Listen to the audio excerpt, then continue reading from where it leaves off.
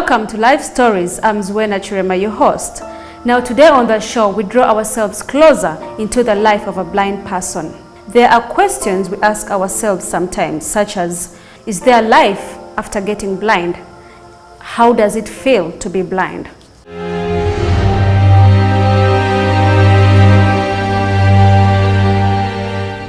We talk to Abdul. He is blind, but his life and achievements are a testimony to the fact that there is hope in life even after getting blind. We come to understand that life is not all about saying. This is Mr. Abdul's story. I have a wife, I have 2 children, I have a home. This home is mine, as you rightly said. This is where I stay, and I plan to stay here probably for the rest of my life. And I went to school. I studied at Bishop Willis Demonstration School in Iganga. I went to Iganga Secondary School. Then I went to Makerere University, where I did a Bachelor's of Arts with Mass Communications. Then I did a postgraduate diploma in community-based rehabilitation. Then I did a master's in management studies, especially in the area of human resource management. And I'm currently pursuing my PhD in ICT and sustainable development, basing on technologies for blind people. I'm sure many are asking themselves, were you born like this? Of course, I was born like this, and actually, between 0 years and 6 years, I really didn't know that I was blind. I could not appreciate that 100% that I was blind, because I have some little vision in my eyes. So I thought that I was seeing like anybody else.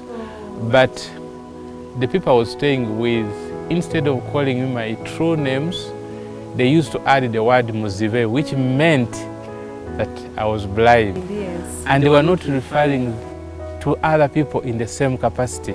So when I started understanding, I realized something was wrong about me.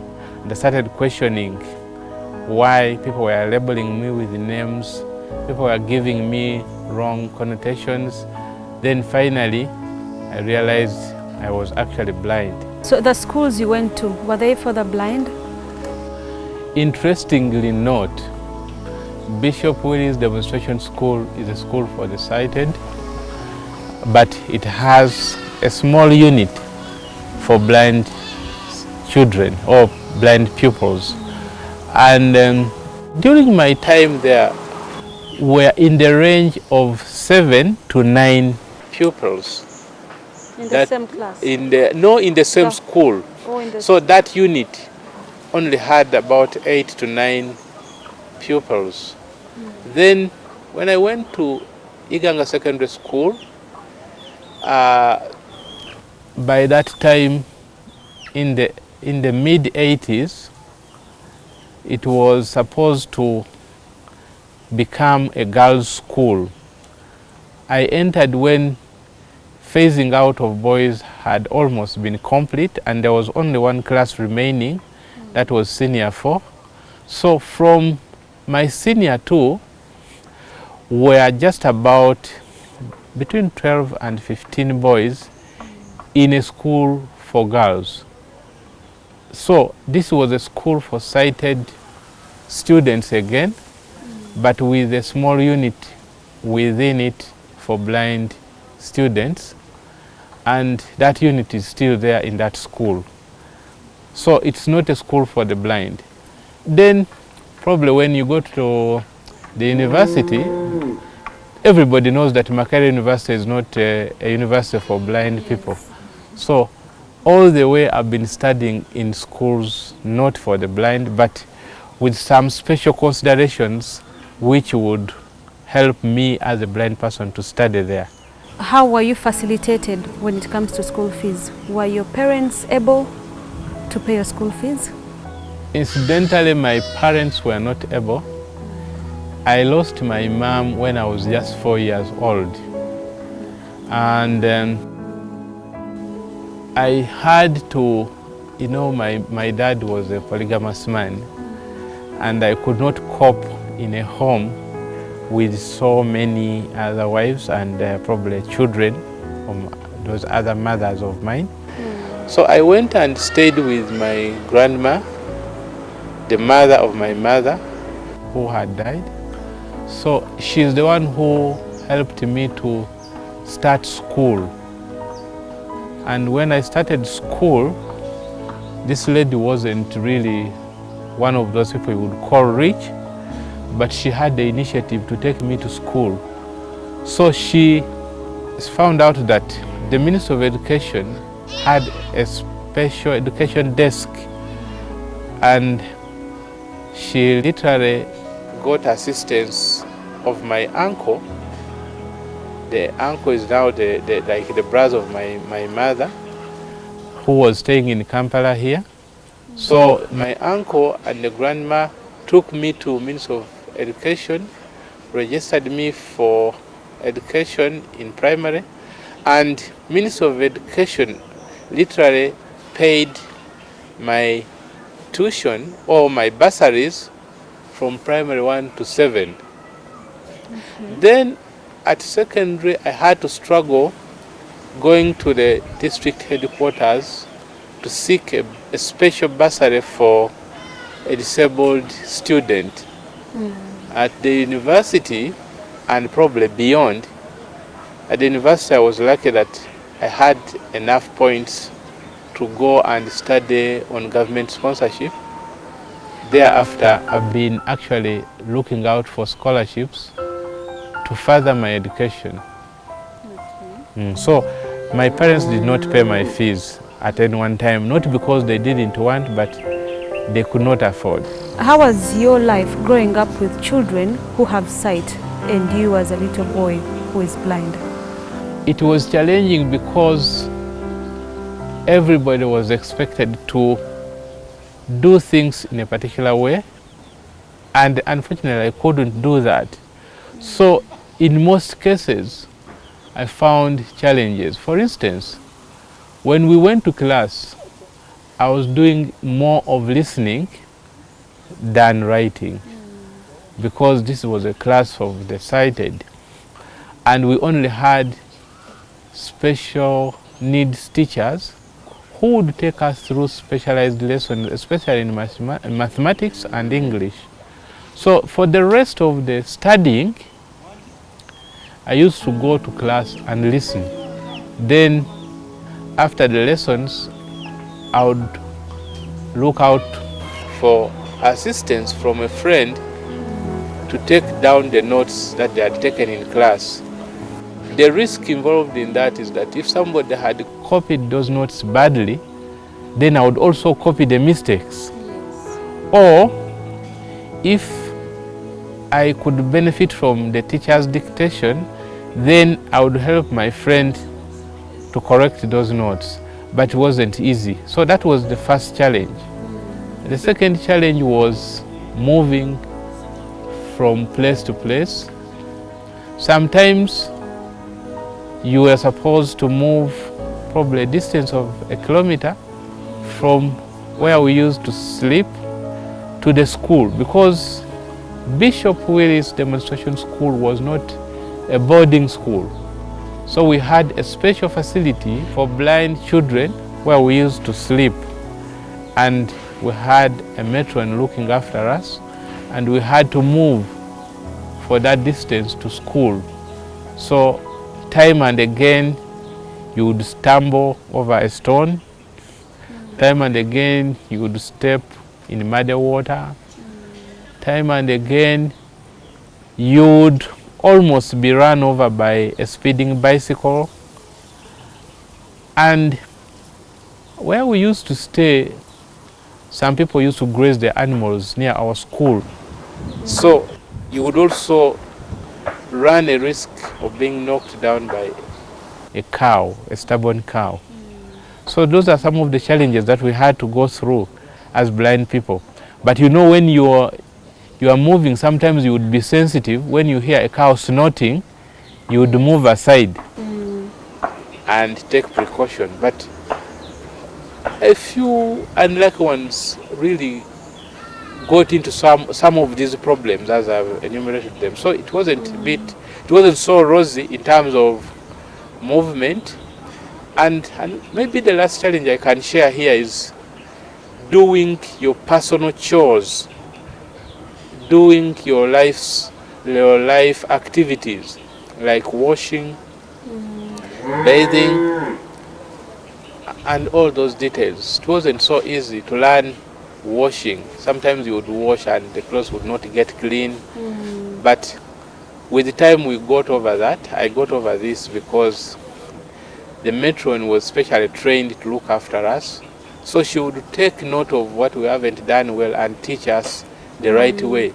So some of those challenges went on reducing until when they were not really so much of a big challenge. Now, the opportunity side of this was that we learned to live the hard way early in life. And that taught us that life is not a straight line. Because amidst all the challenges that I've talked about, I was one of those students who used to perform well. And I had to rely on my personal memory. I had to rely on intensive reading without necessarily going to the library, because the library was full of print books. But somehow, somewhere, out of hard work, I managed to reach where I have reached.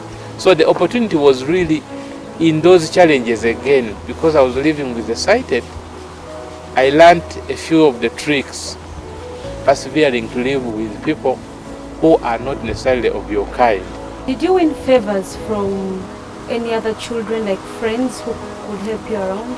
Oh yes, I could make friends like anybody else, but of course some pupils, and probably even in this adult life, some people don't like associating with blindness, and they would rather keep a distance.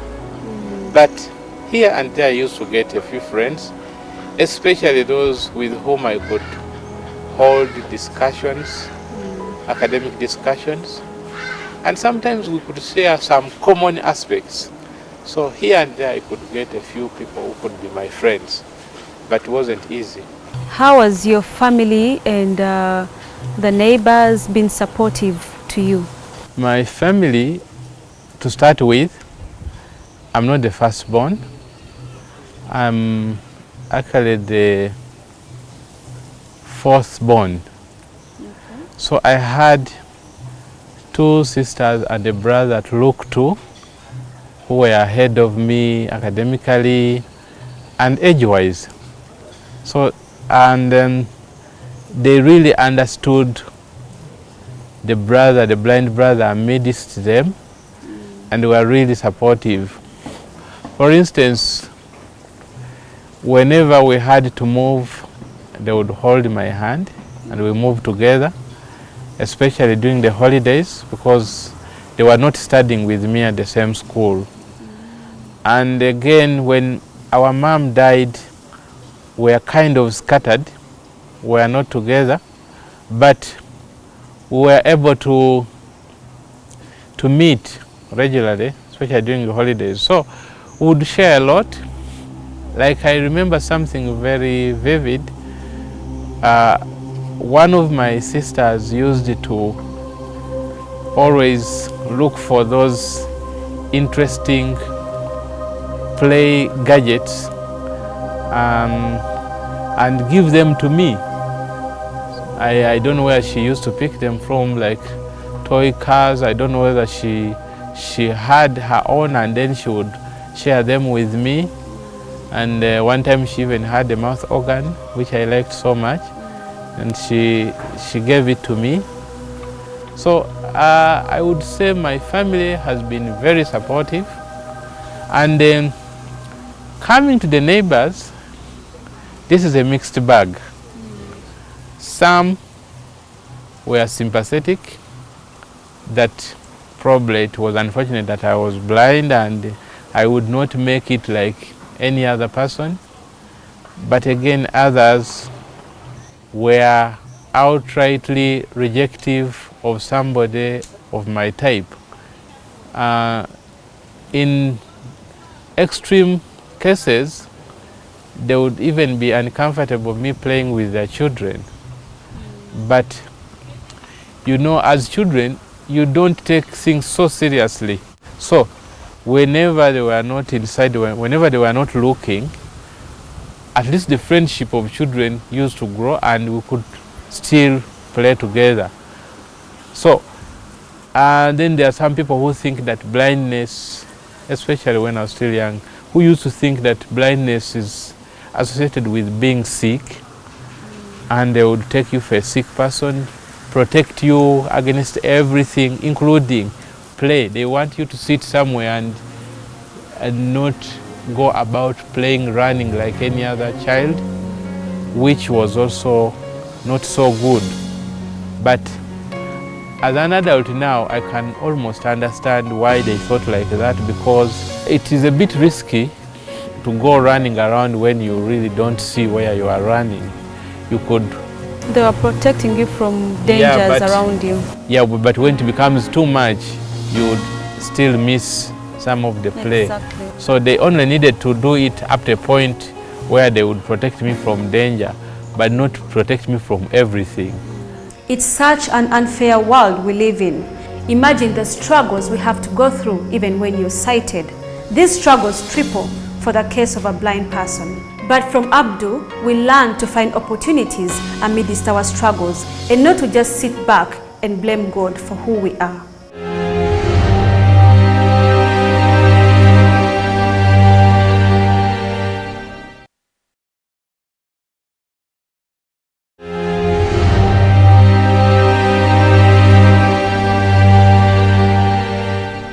Blind or sighted, no man is an island. And from this story, I clearly understand what it means to look out for one another. It's a simple human practice.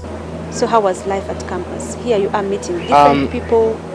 Life at campus, I think, at the Makerere University, life was really both challenging and with great opportunity. The challenges were because this was a big place and I had to learn every corner, because I had to move from where I used to sleep to the lecture rooms to the main building.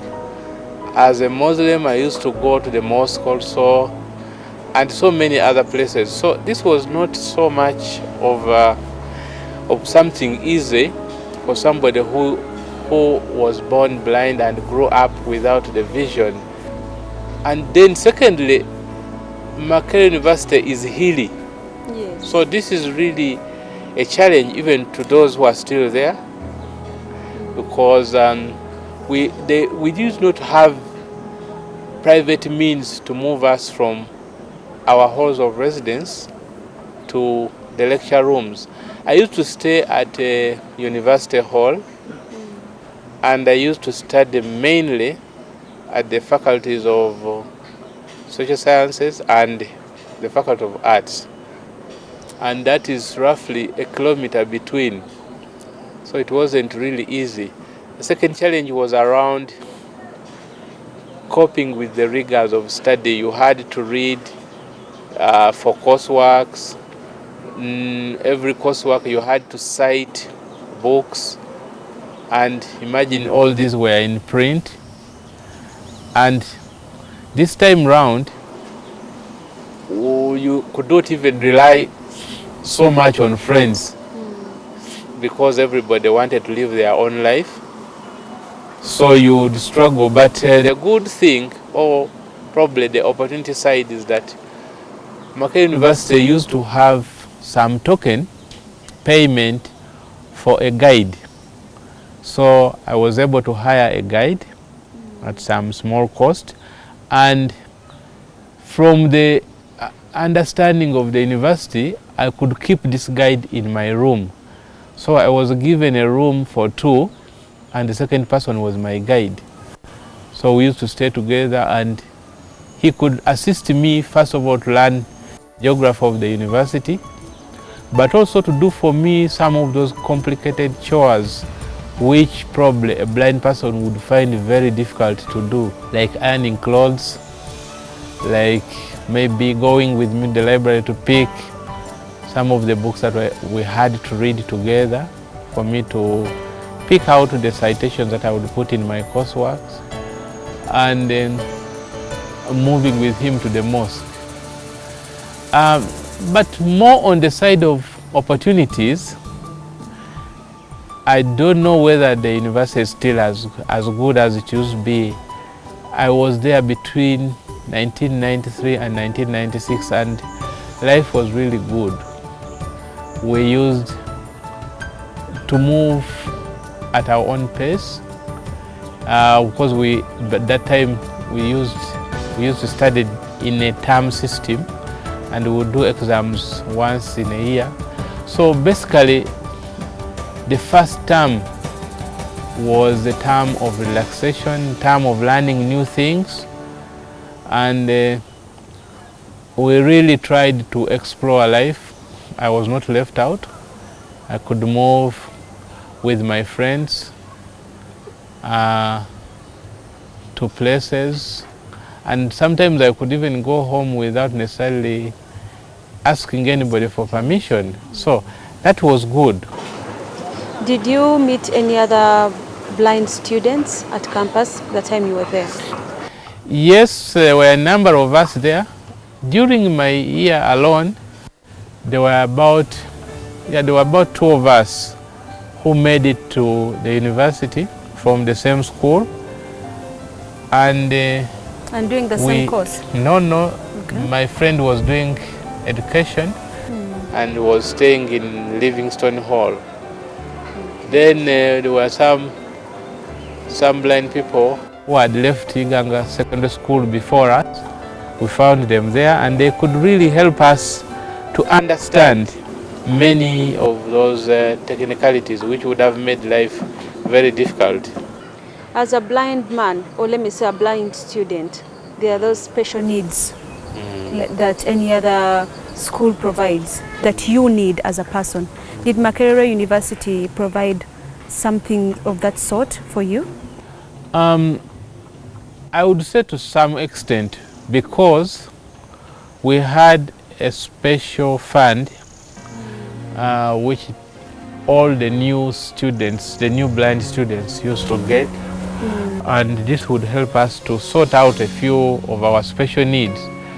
That little money was actually big enough to pay for the special machines that we used to write our notes. We used to have something called a Perkins Braille, which we used in writing. So if you could chance maybe an organization that could give it to you at a cost, you would pay for that. But if sometimes we are lucky and we got some of these gadgets free of charge, so we would use that money to pay for our own personal effects. And maybe if not the Perkins Braille, we also used it to typing, this ordinary typing. We used to type our work so that the lecturers could read it. We could not write the coursework in Braille. So here and there you could also use that money to buy a typewriter and use it to do your coursework and exams. So that money was very helpful in that. And You talked about having a guide at campus. How did you manage paying him? The university used to give us a small fund, and then the guide would pick that stipend once every month. You could compare it to a salary, because I would recommend every month that it is okay for my guide to be paid, and then the guide would go with that letter to the dean of students to pick his money. every month. So if I'm not happy with the services of the guide, I would not recommend for his payment, and probably I would use that to change over to another person. But at least for me as a person, I did not change my guides. I had one guide from beginning to the end. So that was another special consideration given to us as blind people. And there was also the issue that we used to stay together in the same room. Apart from going to study in my lectures, this guide actually used to enjoy almost everything that I used to get at the university.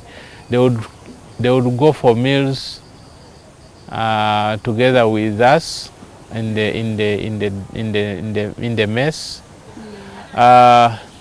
We could use the same water system. Everything really. When you finished campus, now here you are with your degree, trying to look for a job. So many out there are looking for jobs and they have sight but have failed. How was it for you? Looking for jobs was very, very hard, I would say, because I'd studied a course which by its nature required moving. I'd studied mass communication, and I would either be a broadcast journalist or a news writer in these newspapers, or probably the softer part would be doing public relations. But none of this was simple, because everywhere I went, they thought maybe I was not competent enough to take up a job with them. And then when you introduce the factor of a guide, the employers used to think that probably that would be an extra burden on them. And they would easily say, no, we don't have a vacancy for you now. Or sometimes they say, check on us later, but then finally they will not give you. Or we shall call you when we have a place, and then they would never call you. So it wasn't easy. And eventually I did some freelance journalism. If you ever heard of a newspaper called The Crusader, yes, or the Weekly Post, I tried to do some freelance journalism with them. Unfortunately, none of them is still functioning. I almost wanted also to do something with the New Vision, but by then I had started thinking that freelance journalism was very hard, because your stories would only be paid for when they get into the news. If they are not published, you will not be paid. And you have already put in a lot to look for a lot of the time, information, to put it together, a lot of money, moving, sometimes even moving with somebody for whom you pay the transport. Then eventually your story is not good enough to be published. So I did that for about 1.5 years and gave it up. Between you finishing campus and doing the freelancing, how many years were there in between? It was literally about 1.5 years, because when I finished campus, I thought I would go in and look for those jobs. But when you go to, I finished in 1996, when FM radio stations were starting to come onto the market, the Ugandan market. I think by the time I finished, CBS was just starting.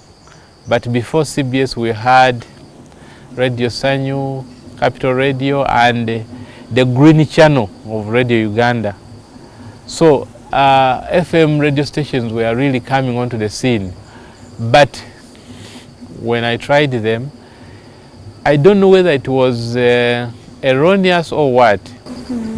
They really favored people who were coming from drama artists. So many of the drama artists, the Abe Muchibis, and these DJs, Alex Indaula, they could really get some of these jobs more easily than a qualified journalist.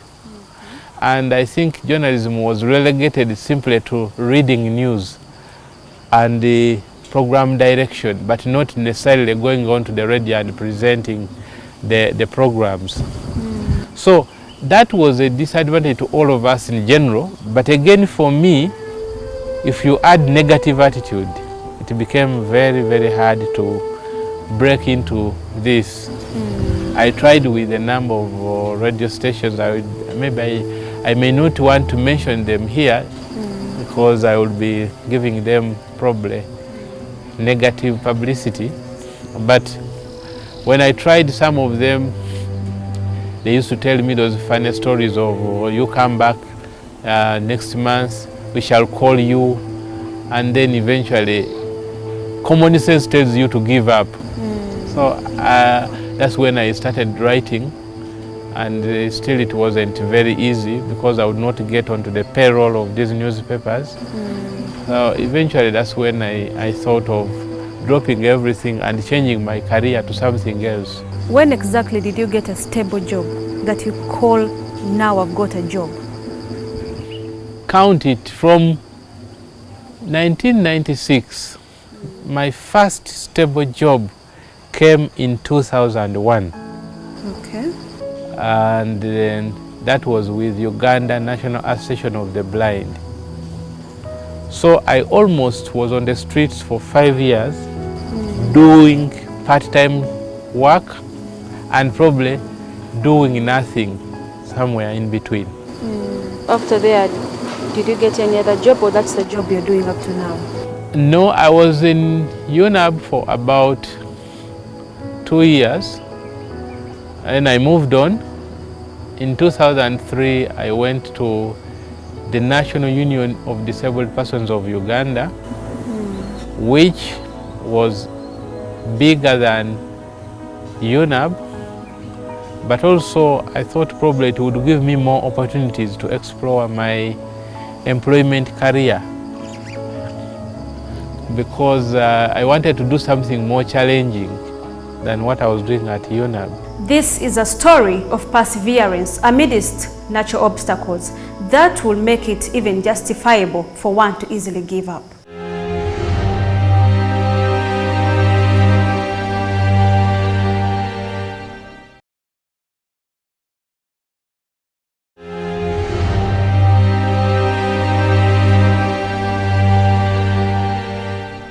Abdul is an example of what someone can become if they choose to embrace who they are and squeeze the best out of their life. It is a story that tells us that anything is possible, no matter what the obstacle. Please tell us how you met your wife. I really did not meet my wife in the conventional way. I started by identifying a number of people, and I was very careful about the qualities. I was wary of being despised as a blind person. I was worried that probably somebody would move in and just want to take advantage of me. So I was a bit careful. So for us to meet, it was a game between myself and my own brother, who identified a home of people who were very good religiously, and then when they discussed, realized there was a good young woman who could really become my good wife. Then the two of us were brought together. We discussed. I'm saying we were brought together because we did not know each other. So when we came together in that conventional talk, when people come together to start understanding each other, we realized we could get along. And so we held a few discussions, and later on we decided it was good enough to try out a marriage. And for these 11 years, both of us have not been disappointed.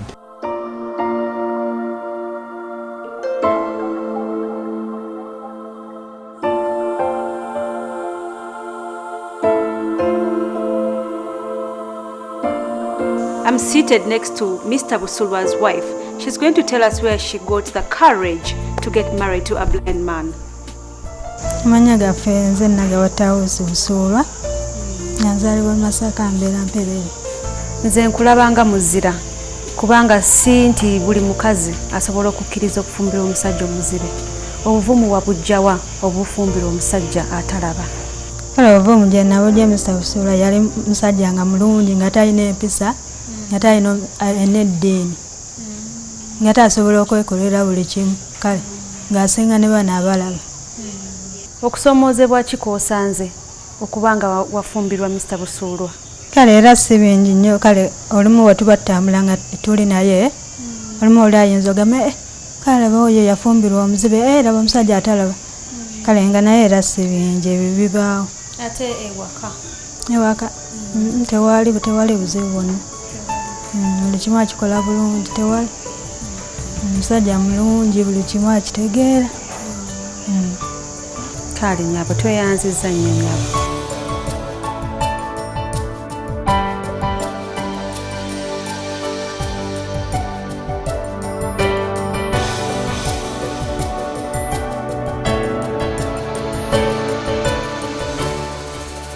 How many children do you have?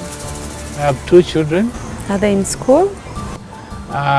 One of them is just starting the nursery, and the other one is still too young to go to school, just 1.5 years old. Okay. Are they girl and boy? Yeah, the firstborn is a boy, and the secondborn is a girl. Okay. And probably we shall be planning to have more. As a typical Ugandan, this is satisfied with only 2 children. Yes. Because at least, blind as I am, my children call me daddy. I know. And they have nothing to worry about. They have nothing to fear about. They are my children. They are growing up knowing I'm their dad. They have no problem about that. Are there any questions that arise from your children about your blindness? Especially the firstborn, I'm deliberately trying to introduce this to him. I'm deliberately telling him that I don't see like him. And when I tell him to look at my eyes, he can almost appreciate that I cannot see because my eyes look different from those that he has seen from other people. So he's starting to appreciate that, but the girl probably is still too young to understand what this means. I've seen you have a very beautiful home, very big house. Some other people out there who have worked for years and who are not disabled but haven't acquired what you have acquired. What did it take for you to acquire this piece of land and this beautiful home? It was a bit of saving. I had to work for some time and trying as much as possible to save. Then I bought this piece of land. I paid for it in installments, about 3 installments. And I went on improving on this house to the level that it is right now. It is not yet finished, but I think we are reaching a point where I can say I can finish it. So it is a matter of saving. So other people can also emulate this. When you have your little money, instead of blowing it all in a bar, instead of doing this and that, buying very expensive cars, sometimes you can just save until when you can get that dream home that you want to live in. There are these cases of accidents that people have gone through and they've lost their eyesight, both eyes or maybe one eye. I'll give an example of my son. He had a toy accident. Then he was operated on the eye that formed a cataract which was removed. So his vision in one eye is not really that good. Is there any word of hope or inspiration you can give to such people, especially who have lost both eyesights? Life is not all about seeing. So there's really life after losing sight. And I know very many people out there could be nursing problems of how to cope when they have become blind. It is really not easy. I can't sit here and start thinking and maybe encouraging people to think that it is easy. It is not. But there is really life after blindness. So blind people can go to school. Blind people can marry, can have a family. Blind people are moving all over this world. There are blind people who have very big jobs. I don't want to talk about them because I don't have their permission, but you realize that everything that somebody else can have in life, a blind person can also aspire for it. So I want to encourage everybody viewing this program that there's really life after becoming blind. For me, I didn't have to go through those difficulties because I was born blind, but even those who become blind as adults, they need to be counseled into a life where they can live as blind people. For example, if you learn how to use a white cane, the white cane would really help a lot to restore somebody's movement, because that's the biggest thing that you lose when you become blind. Then too, there's a lot of technology today, information and communication technology. So you can actually do a lot. You can write your own letters and print them out using a computer. You can also go to the internet. A few years ago, we were missing to read the news, but these days, I can just log on to the Monitor website and I read the Monitor newspaper, I can read the Observer, I can read New Vision. If you really have a supportive family out there, you should be able to enjoy your life the way you enjoyed it before you became blind.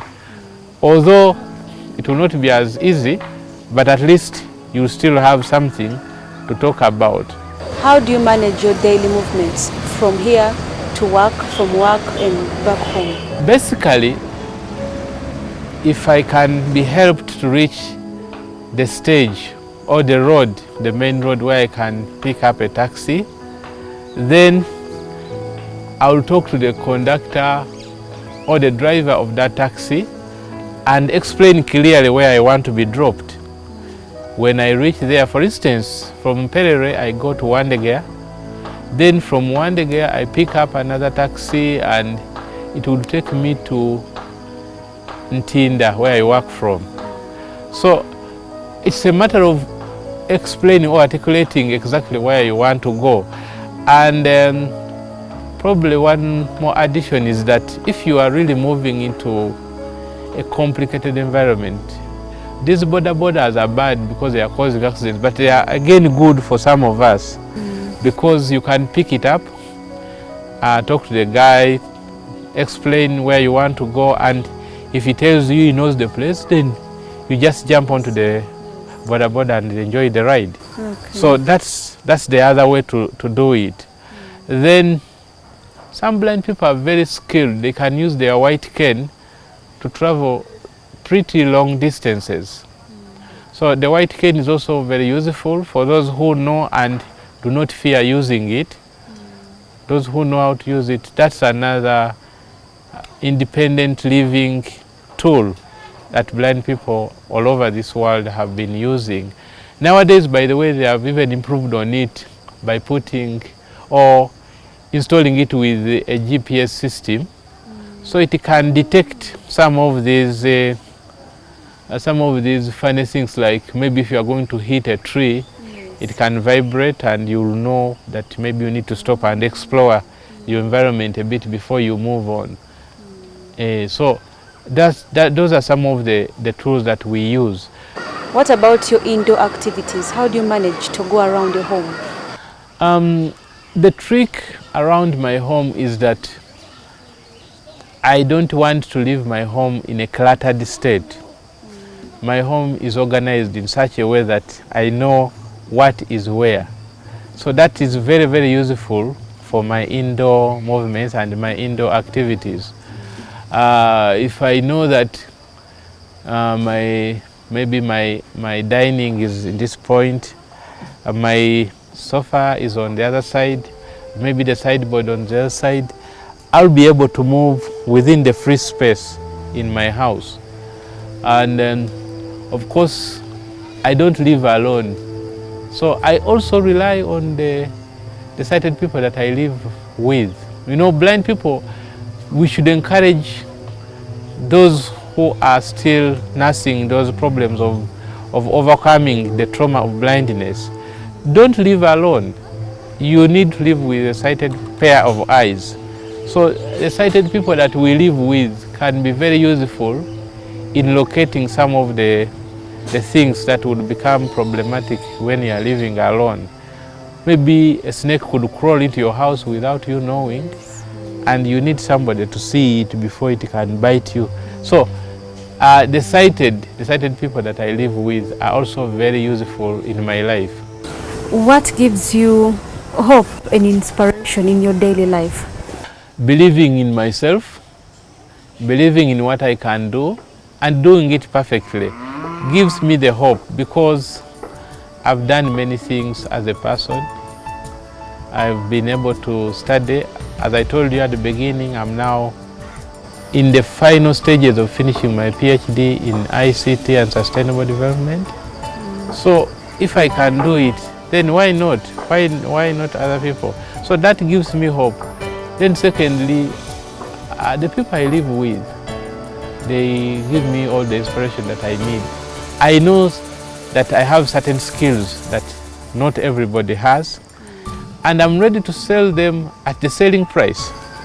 So I'm able to be employed anywhere if only the sighted world or the public can shake off that negative attitude that they have about blindness. Mr. Busulwa, give us your last words to our viewers. My last word would be that the time when you should think that life has ended is that time when you are breathing your last.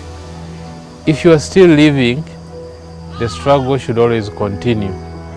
We should always struggle in life and achieve whatever we can achieve, because giving up in life is giving up life itself. Just keep on trying, and life should continue as normally as possible, but we should know that it has challenges and opportunities. It has ups and downs, and we should take all of that in our stride in order to succeed. Thank you very much. Thank you so much, Mr. Busulwa. There is a quote that says, "You may encounter many defeats, but you must not be defeated." In fact, it may be necessary to encounter the defeat so you may know who you are, what you can rise from, how you can still come out of it. So it doesn't matter how slow you go, as long as you don't stop. So let's keep the hope going. Don't give up. This is Life Stories. I'm Zuena Churema, your host. Till next time, God bless you.